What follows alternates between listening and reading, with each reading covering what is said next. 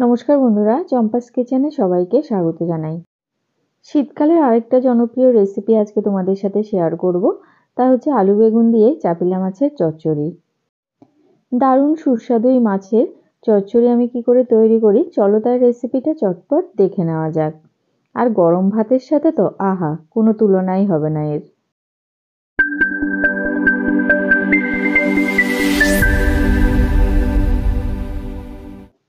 প্রথমে গ্যাস জ্বালিয়ে একটা কড়াই গরমে বসাচ্ছি। যে কোনো মাছ ভাজার আগেই কড়াই ভালো করে গরম করে নেবে।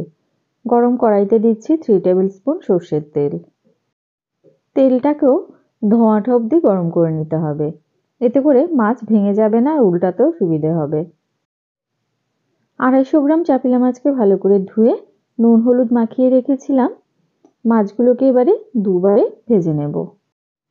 খুব বেশি সময় কিন্তু লাগে না এই মাছ ভাজতে, মোটামুটি 1.5 মিনিটের মতো সময় নিয়ে এক এক সাইড ভেজে নেব। আর এত টাটকা যে মাছগুলো, দেখো প্রত্যেকটা মাছই গোটা গোটা রয়েছে, একটাও কিন্তু ভেঙে যাচ্ছে না।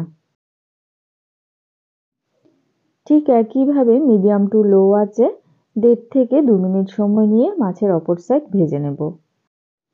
চাপিলা মাছ যেহেতু ভীষণই পাতলা হয়, তাই খুব বেশি কিন্তু কড়া করে ভাজবো না। হালকা করে দুটো সাইড ভাজা হয়ে গেলেই তেল ছেঁকে নামিয়ে নিচ্ছি। ঠিক একইভাবে আমি বাকি মাছগুলোকেও ভেজে নেব। চাপিলা মাছের একটা নিজস্ব ফ্লেভার রয়েছে, এর জন্যই কিন্তু এটা খেতে বেশি ভালো লাগে। সবকটা মাছ ভালো করে ভাজা হয়ে গেছে। এবারে মাছ ভাজার কড়াইতে দিয়ে দিচ্ছি আরো 1 টেবিল স্পুন সর্ষের তেল। গরম তেলে দিচ্ছি একটা তেজপাতা আর 1/4 টিস্পুন কালো জিরে। একটা ছোট সাইজের পেঁয়াজকে কুচিয়ে নিয়েছি, সেটা দিয়ে দিলাম। এবারে 1.5 থেকে 2 মিনিট নাড়াচাড়া করে পেঁয়াজ কুচোনোগুলোকে ভেজে নেব। ফোড়ন থেকে একটা সুন্দর গন্ধ বেরিয়েছে। এবারে দিচ্ছি সরু সরু এবং লম্বা লম্বা করে কেটে রাখা আলু আর বেগুন। এই ধরনের চাপিলা মাছগুলো না আলু বেগুন দিয়ে খেতেই বেশি ভালো লাগে।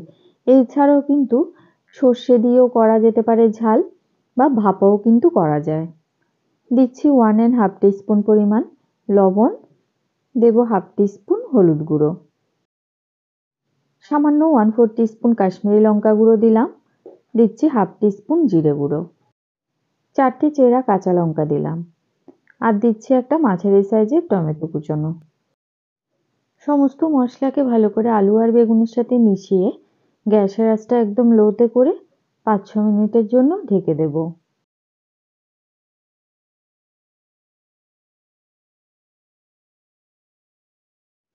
সবজিগুলোকে যেহেতু একদম সরু সরু করে কেটেছি, তাই সেদ্ধ হতে খুব একটা বেশি সময় লাগবে না। 5 মিনিটের জন্য এটাকে লো ফ্লেমে ঢেকে দিলাম। মাঝখানে একবার ঢাকা তুলে অবশ্যই নাড়াচাড়া করে দেবে। আমাদের চ্যানেল চম্পাস কিচেনের রেসিপিগুলো যদি তোমাদের ভালো লাগে, তাহলে অবশ্যই চ্যানেলটাকে সাবস্ক্রাইব করে নেবে এবং পাশে থাকা বেল আইকনটাকে প্রেস করে দেবে। এতে করে যখনই আমি নতুন ভিডিও আপলোড করব, সাথে সাথে নোটিফিকেশন তোমাদের কাছে পৌঁছে যাবে। আলুটা এখন একটুখানি শক্ত রয়েছে, তাই আরো কিছুক্ষণের জন্য এটাকে ঢেকে দিলাম। এইভাবেই না লো ফ্লেমে ঢেকে ঢেকে যে কোনো সবজি যদি সেদ্ধ করে নাও, এতে সবজির যেমন পুষ্টিগুণ বজায় থাকে, তেমনি খেতেও কিন্তু সুস্বাদু হয় আর তাড়াতাড়ি সেদ্ধ হয়ে যায়। মশলাও কষানো হয়ে গেছে, এদিকে আলু বেগুনও সেদ্ধ হয়ে গেছে। এবারে এর মধ্যে দিচ্ছি 1.5 কাপ জল। মাছগুলো যেন ডুবে থাকে সে বুঝে জলের পরিমাণটা দেবে। ঝোলের সাথে সবকিছু ভালো করে মিশিয়ে গ্যাসের আঁচ হাইতে করে দেব। দেখো এরই মধ্যে ঝোল ফুটতে শুরু হয়ে গেছে। এবারে ভেজে রাখা চাপিলা মাছগুলো দিয়ে দিলাম। ভাজাতেই আলু আর বেগুনকে যেহেতু ভালোভাবে সেদ্ধ করে নিয়েছি, আর এদিকে মাছগুলো পাতলা পাতলা, তাই খুব বেশি নাড়াচাড়া কিন্তু করা যাবে না। হালকা হাতে ঝোলের সাথে মিশিয়ে গ্যাসের আঁচটা লোতে করে দিতে হবে। বেগুন আর মাছ যেন গলে না যায় সেদিকে অবশ্যই লক্ষ্য রাখবে। সবার লাস্টে উপর থেকে ছড়িয়ে দেব বেশ খানিকটা ধনেপাতা কুচোনো, যেটা এই রান্নার স্বাদের মাত্রাটাকে অনেক গুণ বাড়িয়ে দেবে। বিশেষ করে চাপিলা মাছের সাথে এই ধনেপাতা তো যেমন একটা বন্ধুত্বের মেলবন্ধন তৈরি করে। ধনেপাতাটাকেও ঝোলের সাথে হালকা হাতে মিশিয়ে গ্যাসের আঁচ একদম লোতে করে মোটামুটি 2 থেকে 3 মিনিটের জন্য ঢেকে দিচ্ছি। এরই মধ্যেই কিন্তু মাছ এবং সমস্ত মশলার ফ্লেভার ঢুকে গেছে আলু বেগুনের মধ্যে। আর ঝোলটাও দেখো বেশ ঘন হয়ে এসছে। এটা ঠান্ডা হলে আরো অনেকটা ঘন হয়ে যাবে। আমি এরকম একটুখানি ঝোল ঝোলই রাখলাম।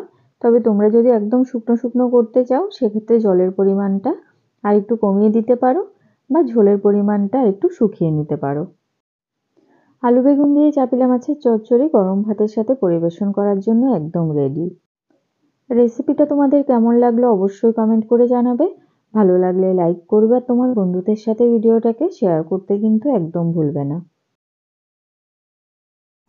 এতক্ষণ আমার পাশে থেকে ভিডিওটা দেখার জন্য অনেক অনেক ধন্যবাদ।